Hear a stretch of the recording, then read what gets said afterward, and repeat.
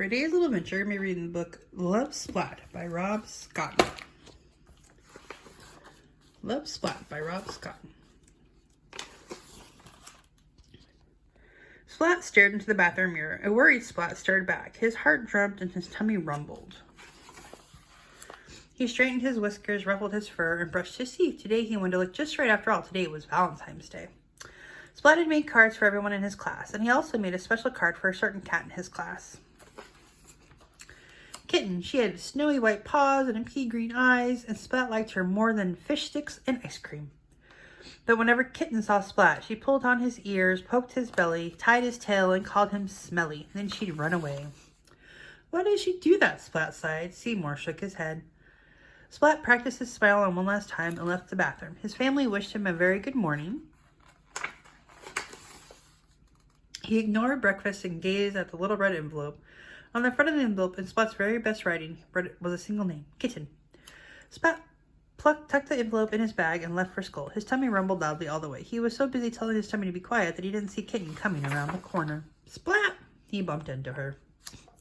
And when he tried to say sorry, his tongue turned to jelly, his legs wobbled like rubber, and his tummy rumbled louder than ever. This happened every time he saw Kitten.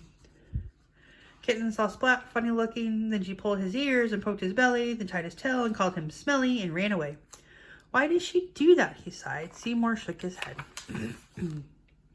Later in cat school, all the class swapped their Valentines. Splat sat at his desk, clutching the little red envelope. I'll give it to her soon, he said to Seymour, but soon it was recess. Splat sat quietly on a bench, still clutching the little red envelope. He didn't see the cat sneaking up behind him. Boo! Crawled Spike. Splat jumped and dropped the little red envelope. Spike picked it up and read the name on the front. I like Kitten too, Spike announced, and I like her more than you do.